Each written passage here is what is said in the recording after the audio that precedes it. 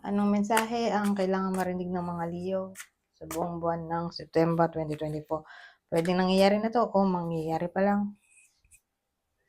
Kung hindi man para sa inyo itong magiging reading, baka para sa someone na malapit sa inyo o sa someone na makilala nyo mismo.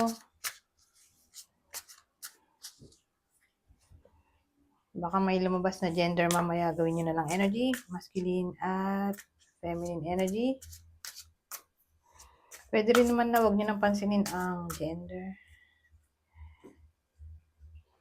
Hindi ko alam kung anong lalabas, kung positive ba o negative ang magiging reading. Depende sa kung anong mapipick up kong energy mamaya. Kung hindi mag-resonate sa inyo to, edi i-adjust nyo na lang ang video at hanapin nyo to. Kung hindi pa rin, edi dito na. Ito ang last deck.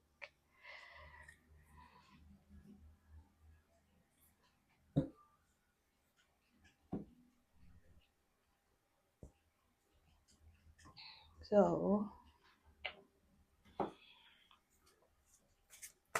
magsimula na tayo.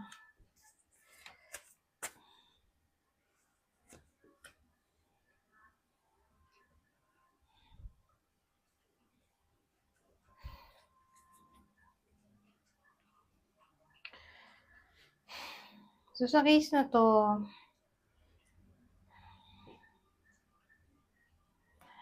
ang dating sa akin, may iba sa inyo na magpaplano. At ang plano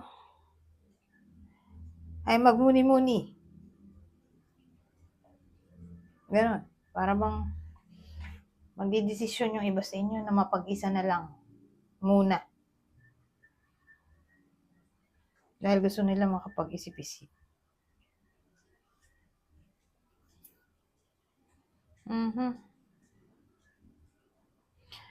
Na para bang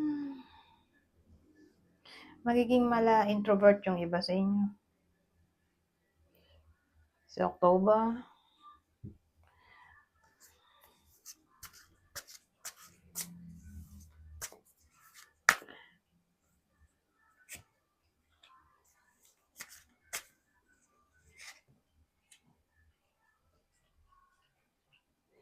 yung iba nga sa inyo,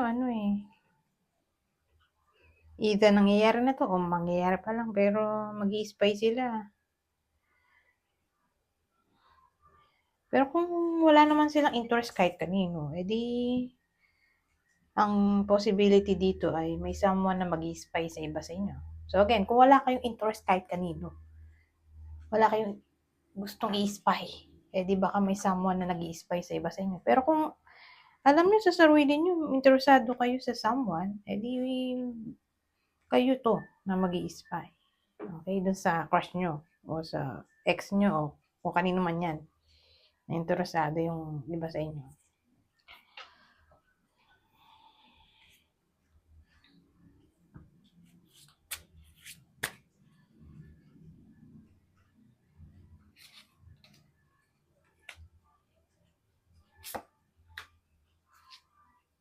Plan na naman, plan to eh. Plan din to. Plan nyo dyan.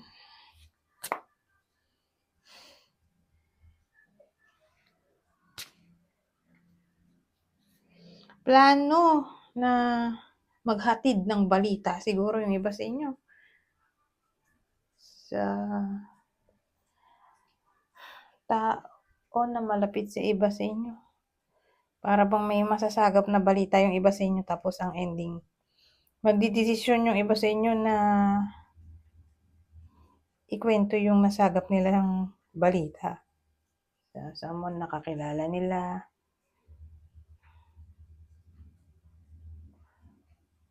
O kayo yung magiging tulay. Para makarating sa bawat tao yung gusto nilang sabihin. Parang magiging mediator yung iba sa inyo.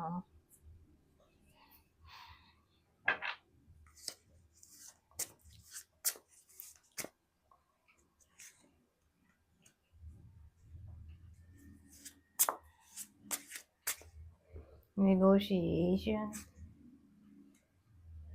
Intelligence.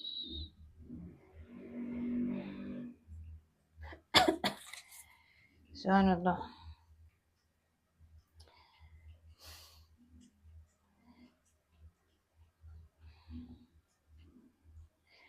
Para siyang win-win solution. Para sa akin, parang pakikipag-ayos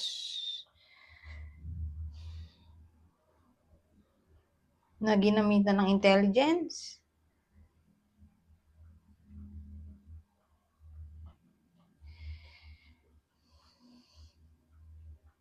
So again, para siyang win-win solution. In a way na fair, kasi pinag-isipang maigi. Fair sa lahat.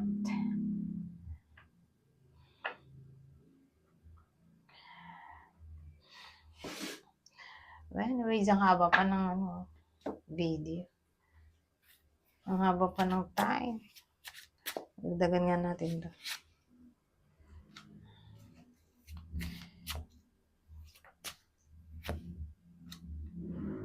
The Tower, the Sun. So, ang dating may unexpected. Sad, parang sudden, unexpected opportunity na maaaring mangyari. Para sa iba sa inyo. O sudden pleasure, sudden happiness, unexpected celebration, occasion. Ganon. Kumbaga, may happy change na maaaring mangyari para sa iba sa inyo. At sudden to. Hindi inasahan.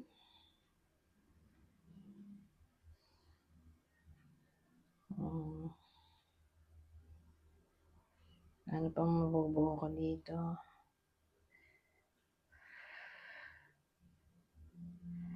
O siguro, sudden realization. Parang clarity. Sudden clarity. Sudden insight. Sudden enlightenment. O sudden engagement siguro. Pwede rin. O sudden pregnancy. Pero at least, maganda, di ba? Parang magiging fortunate yung iba sa inyo. Unexpected fortune. Unexpected luck. Oh, anyways, ang haba pa rin ng video. Haba pa ng time. Dagdagan natin. Cancer. Ano to? Leo. Leo reading. Ito siguro yung magiging energy nyo. Mala Cancer. Beauty, oh. Yeah.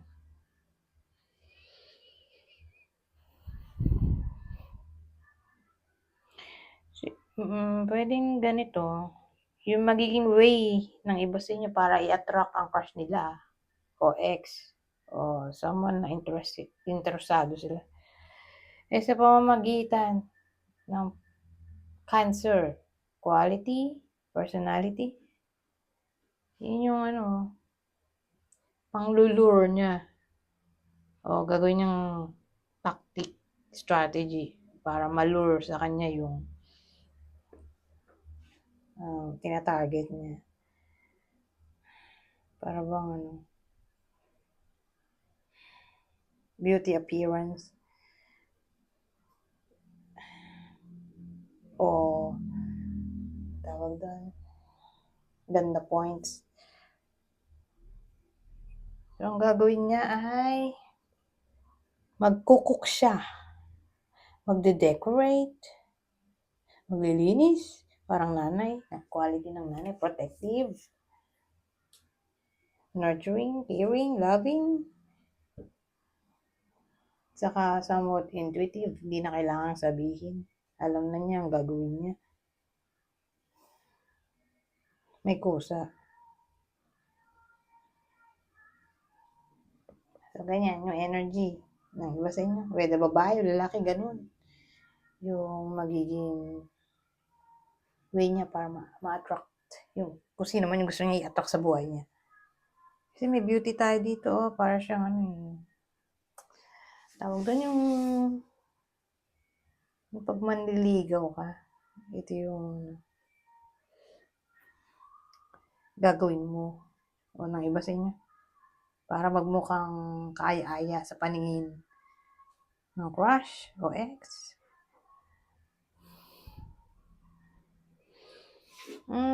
Ayan, 10 minutes na. Dito na tayo sa last deck.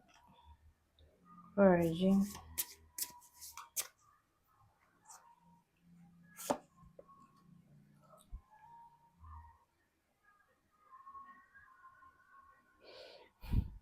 Well, ang dating kasi sa akin, magtatapon ng iba sa inyo ng kalat sa buhay nila.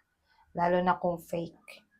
Pa-prioritize ng iba sa inyo yung authenticity ng connection nila dun sa tao. Mas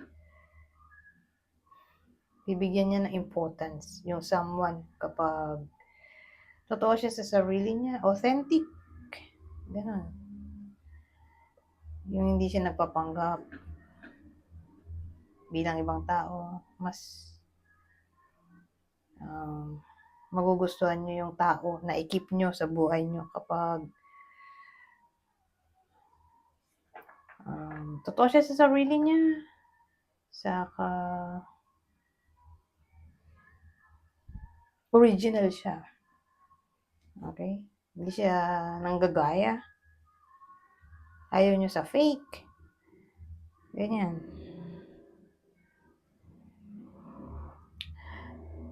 Anyways, hanggang dito na lang. Goodbye for now.